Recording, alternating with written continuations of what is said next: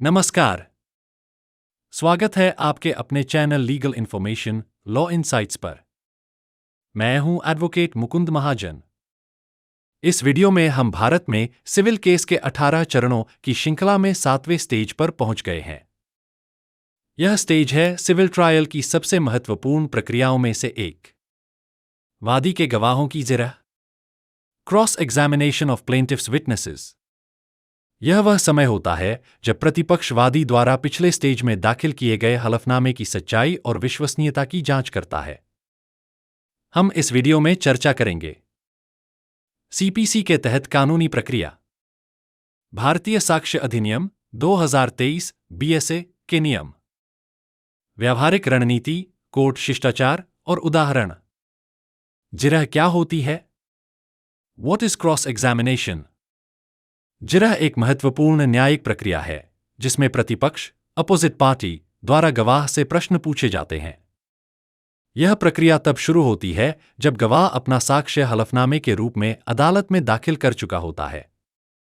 जिरह का मुख्य उद्देश्य गवाह की सच्चाई की जांच करना, उसके कथनों में विरोधाभास या कमजोरियां उजागर करना और प्रस्तुत साक्ष्य की विश्वसनीयता को परखना होता है। अदालत किसी भी गवाह के कथन को तभी पूरी तरह से स्वीकार करती है जब वह जिरह की प्रक्रिया से गुजर चुका हो। इसलिए जिरह न्यायिक सत्य की पुष्टि का एक आवश्यक चरण है। कानूनी प्रावधान। न्यायिक कार्यवाही में जिरह क्रॉस एग्जामिनेशन से संबंधित प्रक्रिया विभिन्न विधिक प्रावधानों द्वारा निर्धारित की गई है। सिविल प्रक्रिया संहिता 1908 के आदेश 18 नियम 4(2) के अनुसार अदालत में गवाह की मौखिक जिरह की जाती है, जो एक महत्वपूर्ण चरण होता है। भारतीय साक्ष्य अधिनियम 2023 की धारा 138, 139 और 143 जिरह की विधि, उसकी सीमा तथा गवाह से पूछे जाने वाले प्रश्नों के दायरे को स्पष्ट रूप से परिभाषित करती है। इसके अतिरिक्त भारतीय शपथ अधिनियम 1969 के अंतर्गत गवाह द्वारा शपथ के तहत किए गए आचरण को नियंत्रित किया जाता है, जिससे साक्ष्य की विश्वसनीयता सुनिश्चित की जा सके। ये सभी प्रावधान मिलकर न्यायिक साक्ष्य प्रक्रिया को सुव्यवस्थित और निष्पक्ष बनाते हैं। जिरह कौन करता है? वादी के गवाहों की जिरह प्रतिवादी के अधिवक्ता द्वारा, या यदि प्रतिवादी स्वयं पेश हो रहा हो तो उसके द्वारा की जाती है। जिरह के दौरान पूछे गए प्रश्नों में दलीलों से विरोधाभास, दस्तावेजों से असंगति, गवाह का पक्षपात या स्वार्थ तथा उसके वक्तव्यों की अस्पष्टता या अविश्वसनीयता जैसे बिंदु शामिल हो सकते हैं। बीएसए 2023 के अंतर्गत महत्वपूर्ण नियम, धारा 138-143। गवाह से जिरह मामले से संबंधित किसी भी विषय पर, उसके पूर्व विरोधाभासी बयानों पर तथा डिजिटल या इलेक्ट्रॉनिक साक्ष्यों और प्रमाण पत्रों के संबंध में की जा सकती है। जिरह में लीडिंग प्रश्न पूछे जा सकते हैं। धारा 143। डिजिटल दस्तावेजों पर जिरह के दौरान स्रोत की प्रामाणिकता, मेटाडेटा या प्रयुक्त डिवाइस की जानकारी तथा भारतीय साक्ष्य अधिनियम की धारा 63(4) के अंतर्गत प्रस्तुत प्रमाण पत्र की वैधता पर ध्यान केंद्रित किया जा सकता है। 2023 के सुधारों के बाद डिजिटल साक्ष्य पर जिरह एक मुख्य पहलू बन गया है।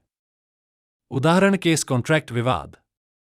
वादी का गवाह अपने हलफनामे में दावा करता है कि भुगतान यूपीआई के माध्यम से किया गया। जिरह के दौरान प्रतिपक्ष पूछ सकता है, क्या आपने स्वयं भुगतान किया था? क्या आप अपने डिवाइस से स्क्रीनशॉट दिखा सकते हैं? क्या यूपीआई आईडी को प्रतिवादी ने सत्यापित किया था? यदि गवाह झिझकता है या पहले दिए बयानों से विरोधाभास करता है, तो इससे वादी के केस की विश्वसनीयता प्रभावित होती है। कोर्ट प्रक्रिया और शिष्टाचार। न्यायालय की कार्यवाही के दौरान जिरह क्रॉस एग्जामिनेशन खुले न्यायालय में की जाती है, जिसे साक्ष्य के लिए नियत की गई तारीख पर सुना जाता है।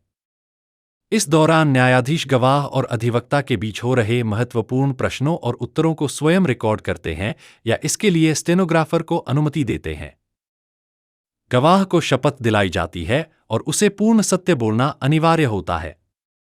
वहीं अधिवक्ताओं से यह अपेक्षा की जाती है कि वे पूर्ण शिष्टाचार बनाए रखें, किसी भी स्थिति में अपमानजनक या अप्रासंगिक प्रश्न न पूछें। अदालत की गरिमा बनाए रखना सभी की जिम्मेदारी होती है। जिरह के दौरान गवाह के अधिकार। जिरह की प्रक्रिया में गवाह के भी कुछ महत्वपूर्ण अधिकार होते हैं, जिनकी रक्षा कानून द्वारा सुनिश्चित की जाती है। भारतीय संविधान के अनुच्छेद 20(3) के अनुसार गवाह ऐसे किसी भी प्रश्न का उत्तर देने से इनकार कर सकता है जो उसे आत्माभियोग सेल्फ इंक्रिमिनेशन की स्थिति में डाल सकता है। इसके अलावा गवाह को उन प्रश्नों का भी उत्तर देने की बाध्यता नहीं होती जो मुकदमे से अप्रासंगिक हों। यदि अधिवक्ता द्वारा गवाह को बार बार अनुचित, अपमानजनक या परेशान करने वाले प्रश्न पूछे जाएं, तो न्यायालय हस्तक्षेप कर सकता है और ऐसे प्रश्नों को रोकने का आदेश दे सकता है। इस प्रकार न्यायिक प्रक्रिया में गवाह की गरिमा और अधिकारों की रक्षा अनिवार्य मानी जाती है। वादी के गवाहों की जिरह क्रॉस एग्जामिनेशन। जिरह का मुख्य उद्देश्य वादी द्वारा प्रस्तुत गवाहों की विश्वसनीयता की जांच करना होता है। यह प्रक्रिया सिविल प्रक्रिया संहिता (सीपीसी) के आदेश 18 नियम 4(2) तथा भारत साक्ष्य अधिनियम (बीएसए) की धाराओं 138 से 143 के अंतर्गत संचालित होती है।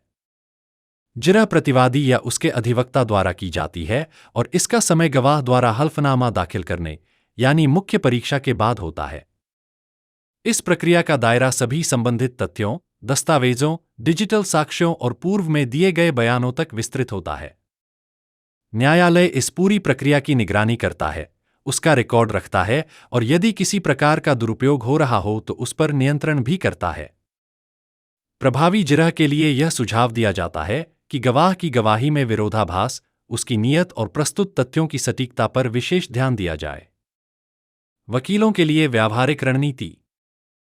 प्रभावी जिरह के लिए पहले से हलफनामे और दस्तावेजों का अध्ययन करें, छोटे व सीधे प्रश्नों से शुरुआत करें, धीरे धीरे मुख्य विरोधाभासों पर जाएं, केवल याचिका और तय मुद्दों के दायरे में रहकर उन बिंदुओं पर ध्यान केंद्रित करें जो मामले में राहत को प्रभावित कर सकते हैं।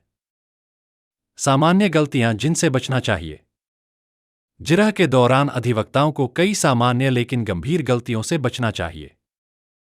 सबसे पहली गलती होती है अप्रासंगिक या तर्कशील आर्ग्यूमेंटेटिव प्रश्न पूछना, जो न केवल समय की बर्बादी है बल्कि न्यायालय की दृष्टि में भी अनुचित माना जाता है।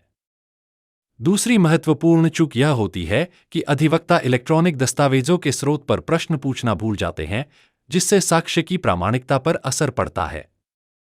इसके अलावा यदि गवाह को किसी महत्वपूर्ण बिंदु पर स्पष्ट रूप से प्रतिबद्ध कमिट नहीं किया गया तो उसका लाभ प्रतिपक्ष को मिल सकता है।